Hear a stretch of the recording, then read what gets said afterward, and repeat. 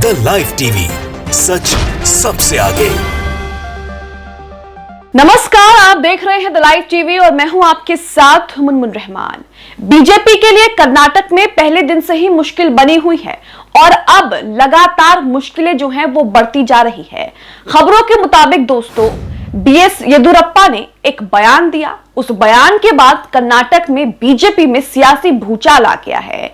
येदियुरप्पा ने टिकट उम्मीदवारों को लेकर एक बयान दिया, जिसके बाद बीजेपी के शीर्ष नेतृत्व ने बीजेपी के ही मुख्यालय के बाहर भारी पुलिस बल तैनात कर दिया है और छावनी में इलाका जो है वो तब्दील कर दिया है। अब सोचने और समझने की बात यह है कि बीजेपी के शीर्ष नेतृत्व ने ऐसा क्यों किया। तो आपको बता दें कि बीएस येदियुरप्पा ने टिकट उम्मीदवार को लेकर जो बयान दिया है, उससे बीजेपी को डर लग रहा है कि बीजेपी के कार्यालय के बाहर बीजेपी के ही जो कार्यकर्ता हैं वो विरोध प्रदर्शन कर सकते हैं, इसलिए इलाके को छावनी में तब्दील कर दिया है। भारी संख्या में पुलिस बल वहां पर तैनात कर दिया है। अब बीजेपी के लिए कर्नाटक से एक के बाद एक बुरी खबर आ रही है। बीजेपी सत्ता में वापसी तो करना चाहती है, लेकिन उसके नेता विधायक उसका साथ नहीं दे रहे हैं। लगातार बीजेपी में इस्तीफों की झड़ी लग चुकी है और अब बीजेपी को अपने ही मुख्यालय के बाहर भारी संख्या में पुलिस बल जो है वो तैनात करना पड़ा है। अब सवाल ये उठता है कि बीएस येदियुरप्पा, जो कि कर्नाटक के पूर्व सीएम हैं, बीजेपी के वरिष्ठ नेता हैं, उन्होंने क्या बयान दे दिया जिसके बाद बीजेपी को इस तरह के बवाल का डर सता रहा है।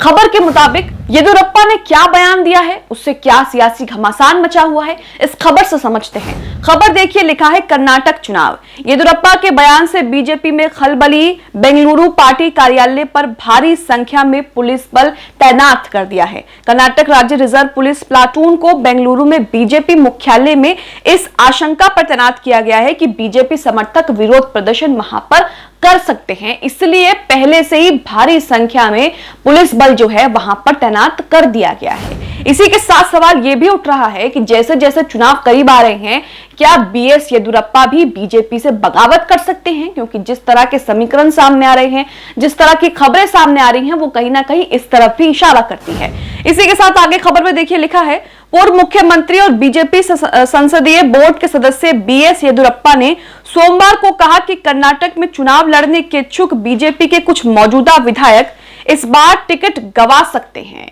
नई दिल्ली में संवाददाताओं से बात करते हुए येदियुरप्पा ने कहा कि 170 से 180 उम्मीदवारों की सूची एक और दौर की बातचीत के बाद शाम तक जारी की जाएगी। तो यहां पर उम्मीदवारों की लिस्ट पर पहले से ही घमासान मचा हुआ है। कहा जा रहा है कि उम्मीदवारों की लिस्ट अब आएगी तब आएगी, लेकिन अभी तक उम्मीदवारों की लिस्ट जो है वो सामने नहीं आ रही है। अब इसी को लेकर बीएस येदियुरप्पा जो हैं वो चुनाव लड़ने के जो इच्छुक बीजेपी विधायक हैं, उन्हें लेकर एक बड़ा बयान देते हैं। वो यहां पर कहते हैं कि बीजेपी के कुछ मौजूदा विधायक जो हैं वो अपना टिकट गंवा सकते हैं, यानी कि उन्हें टिकट नहीं मिलेगा, चुनाव नहीं लड़ने दिया जाएगा। अब इसी बात को लेकर बीजेपी को डर सता रहा है कि येदियुरप्पा ने बयान तो दे दिया है, कहीं इस बयान को लेकर उन विधायकों के समर्थक या कार्यकर्ता जो हैं वो कहीं ना कहीं विरोध प्रदर्शन ना शुरू करते, क्योंकि अगर ऐसा होता है तो बीजेपी के लिए मुश्किल जो है वो और बढ़ जाएगी। कर्नाटक में जो है चुनाव सामने है, नजदीक है, ऐसे में कांग्रेस का पलड़ा जो है वो लगातार भारी हो रहा है और बीजेपी के लिए यहां पर मुश्किलें बढ़ती जा रही हैं। आगे खबर में देखिए, लिखा है एक सवाल का जवाब देते हुए क्या सभी मौजूदा विधायकों को टिकट मिलने वाला है। यह सवाल किया गया उनसे कि क्या सभी मौजूदा विधायकों को टिकट मिलने वाला है कर्नाटक में। तो येदियुरप्पा ने कहा कि कुछ को छोड़कर अन्य को टिकट मिलने वाला है।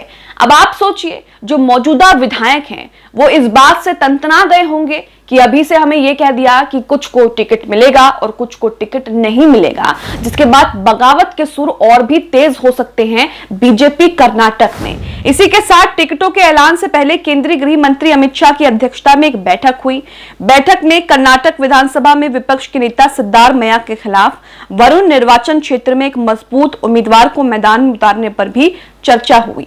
कर्नाटक राज्य रिजर्व पुलिस प्लाटून को बेंगलुरु में बीजेपी मुख्यालय में इस आशंका पर तैनात किया गया है कि बीजेपी समर्थक विरोध प्रदर्शन कर सकते हैं तो अपने ही कार्यालय के बाहर बीजेपी को भारी पुलिस बल जो है वो तैनात करना पड़ा अपने ही कार्यकर्ताओं से डरकर। तो कर्नाटक में जो सियासी घटनाक्रम सामने आ रहा है वो दिन ब दिन कहीं ना कहीं दिलचस्प होता दिख रहा है। एक तरफ तो बीजेपी से नेता जो हैं वो इस्तीफा देकर पार्टी छोड़कर कांग्रेस में शामिल हो रहे हैं, दूसरी तरफ बीजेपी अभी तक उम्मीदवारों की लिस्ट फाइनल नहीं कर सकी है। और इसी के साथ दोस्तों जो येदियुरप्पा ने बयान दिया है उसको लेकर बीजेपी में घमासान जो है वो लगातार मचा हुआ है।